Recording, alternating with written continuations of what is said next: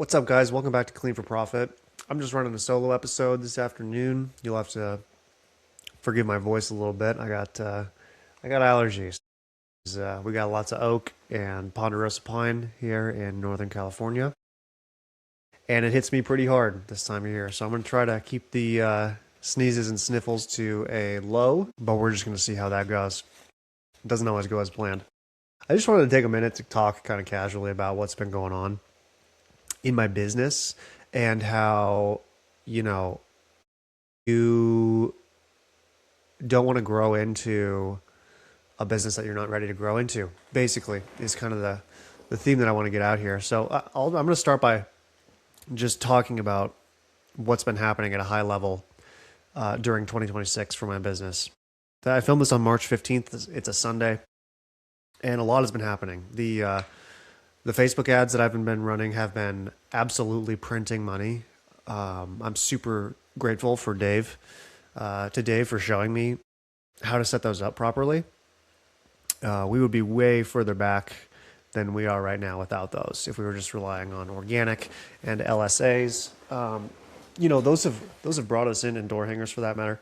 Those have brought us in a fair amount, but the Facebook ads have really brought it to a whole new level, and that's been awesome. I bought a new van a handful of weeks ago. It's been sitting so far. We have a wrap design that just got approved, and it sounds like that's going to be templated and going into the shop next week. I'm really excited for that. The van is a Ford Transit 250, so it's a bigger van, and we're doing a full wrap on it, and it's going to look sick. I'm really excited to be getting into something that looks that legitimate after like 8 years now.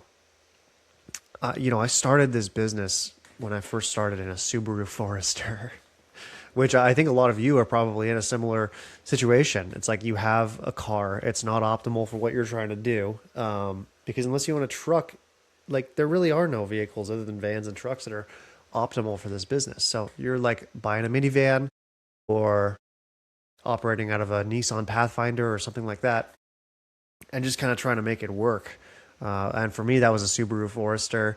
And then for the last 5 years or so, it's been a Toyota Sequoia, which has worked pretty darn good. There's a reason I haven't upgraded in this time. The Sequoia is a fantastic truck, it's SUV. It fits all the gear that I need. And yeah, it's good, but it just doesn't look as like amazing as it could. And it's getting up there in miles. We're at 231 now, and it's in need of some work. So anyways, we bought that van. We got a new wrap coming. With that has come a ton of new gear. I don't know if it's in frame right now, but I've got my new Zero Pro Max Plus, I believe it's called. I'm forgetting. It's a dual stage water fed pole tower. I'm stoked. We got another pole and we got a splitter, so we're going to be able to run two poles simultaneously. And I finally got something that I've wanted for a while. I'll show you guys watching on video real quick. I got a wagtail squeegee. So this side is the pad, and then you can flip it over and you've got your squeegee, and this articulates. So now we have a lot less of a need for tricky interior ladder work, which is great because we work at a lot of high-end residential.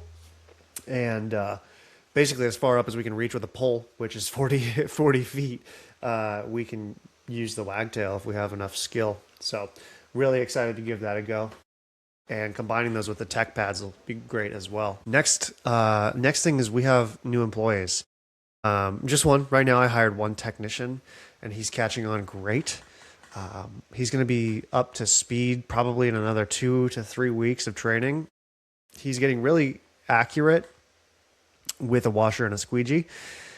So now it's just about getting him a little higher up, so getting him on ladders and increasing speed overall, which is about as much as I can ask for someone that's only been working for 2 weeks.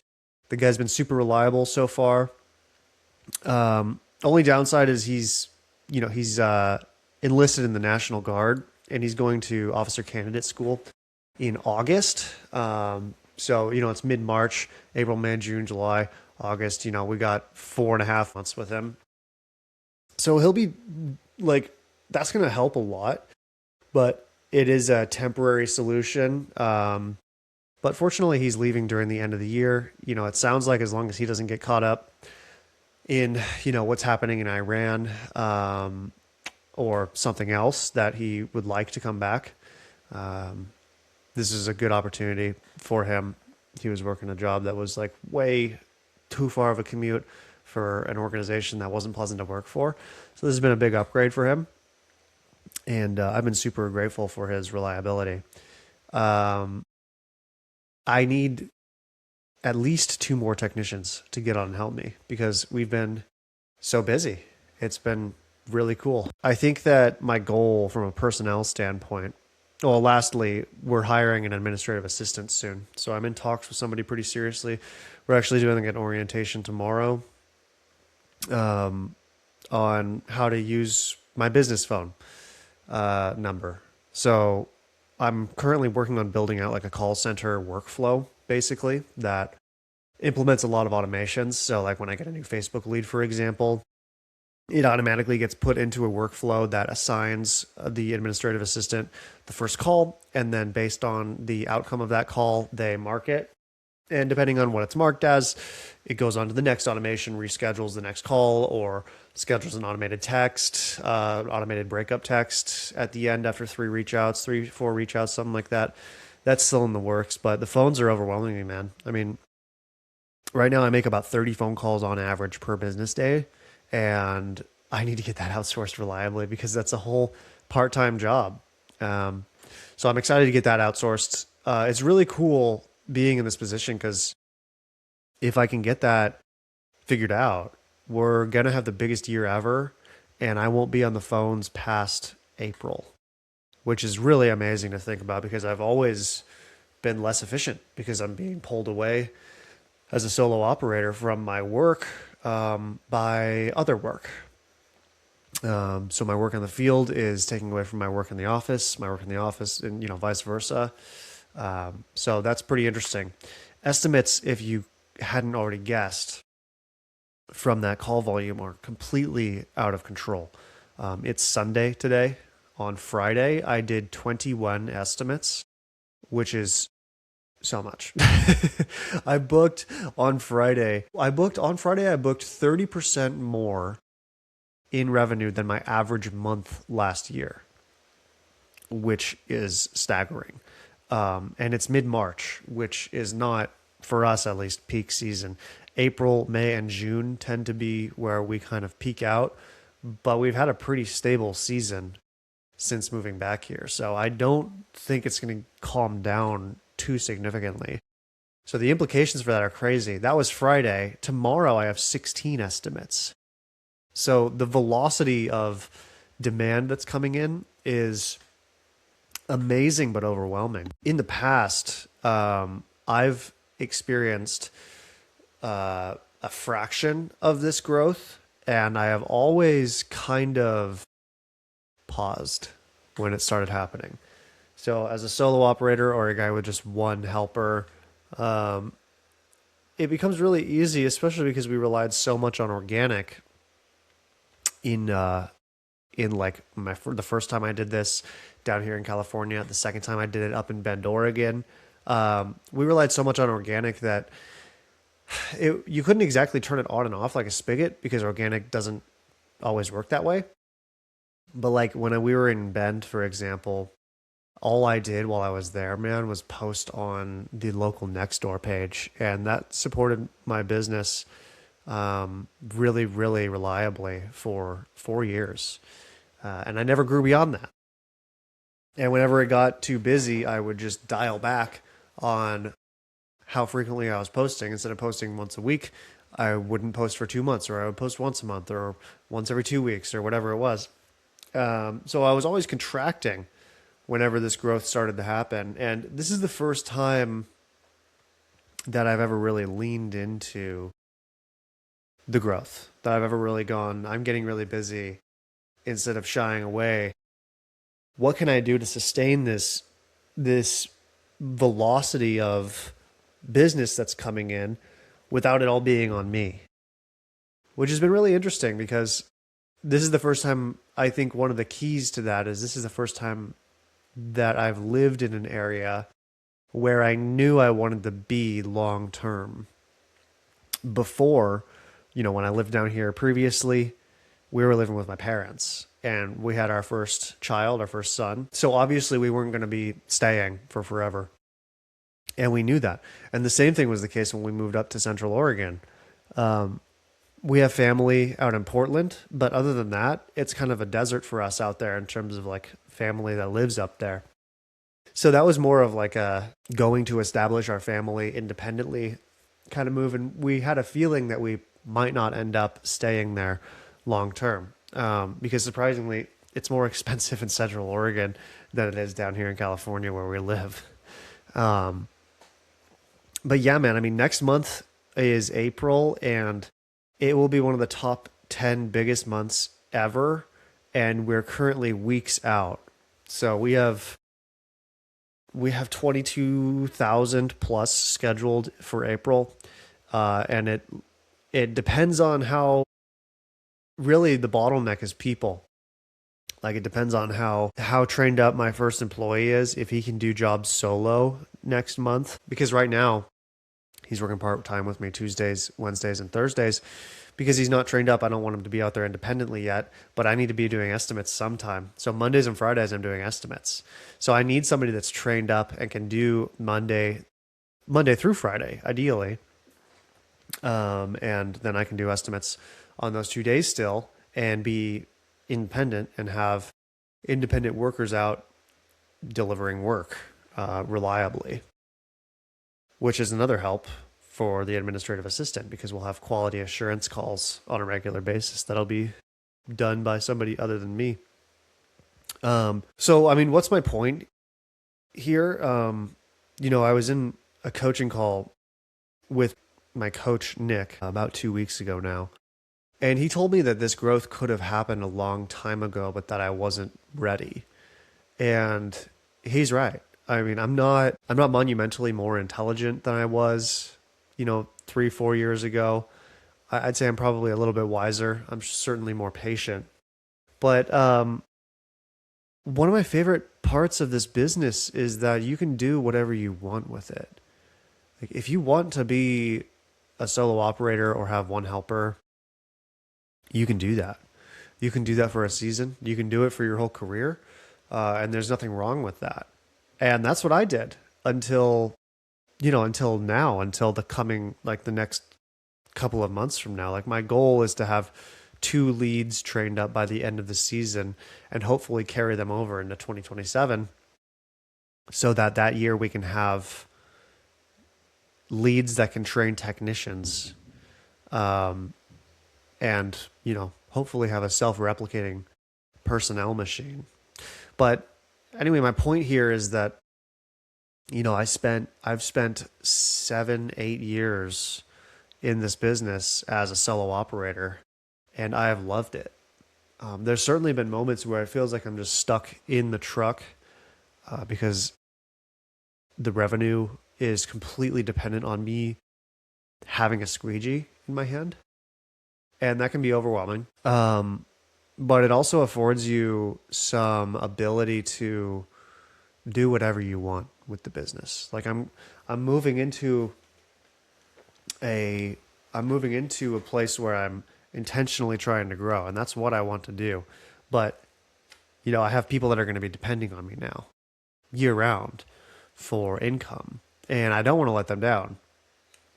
And so in a way, it's like by getting more detached from the day-to-day activities of the business, I'm actually investing more into the business than I ever have, because there's people that depend on me. And I didn't want that until recently. I didn't want the growth that necessitated that dependence from other people because I was becoming a dad. I have 3 boys. The oldest is 7. And that's when the oldest is 6. And like over the last 5-6 years, I didn't care about growing this business. And I don't think I should have, because I've spent so much time investing into being a young father and into growing the family and investing deeply in the family. And being a solo operator and running a window cleaning business has allowed me to do that. And so I've just been really like, I'm really grateful for the opportunity to do that, to be a solo operator. It's been so cool. And I also didn't really know what I wanted to do for that time. And so I spent a lot of that time, like the last 7, 8 years, learning. I've had several, like I've had a bunch of jobs that kind of are scattered throughout my window cleaning career. Collectively, I've spent about 2.5 years in sales. I spent the better part of a year and a half after doing window cleaning days, learning software engineering. Um, I've learned a lot about how to code, how to build websites and applications, and most importantly, how to problem solve, how to not pull my own hair out when stuff comes up, and how to think to an extent like an engineer, which has been extremely beneficial and has informed my business building quite a bit as well. And then lastly, I've learned a lot about general business ownership, and I'm kind of taking a dive into leadership now because I'm finding that, you can only grow a organization at the speed that you can develop great leaders. Otherwise, you're just building a house of cards. So I'm trying to learn about leadership. I'm trying to learn about how to be a servant leader. I'm trying to learn about how to correct people without micromanaging. I'm learning about enforcing standards and writing standards down and detaching personal preference from what's best for the company, things like that. And if I just pushed growth back then in the window cleaning business, I wouldn't have sustained it. I didn't have the interest or a good reason to do so. And now my interests are kind of coming to a confluence. The sales, the software engineering, and the window cleaning have all made me really interested in helping other businesses grow and retain their clientele, which is what I'm starting my agency for.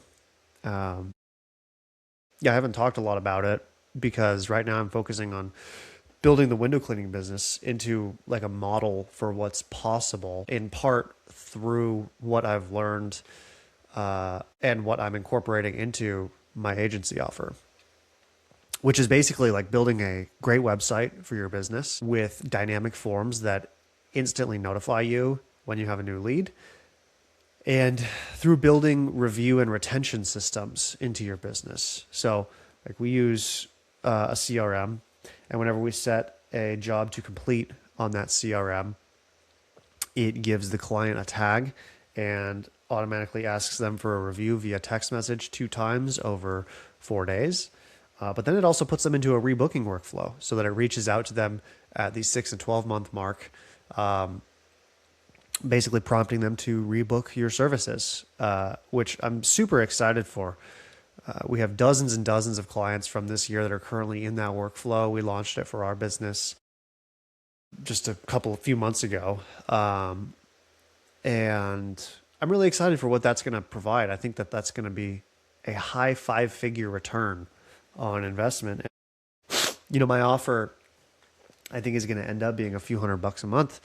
And so being able to, put back 10, 15, 25, $30,000 into a business for, several $100s a month is a great return on investment. So anyways, that's kind of like all of my interests over the last 10 years basically have kind of come to a confluence where now I'm working towards using everything that I've learned and all the things that I'm really passionate and interested in to together to help other people.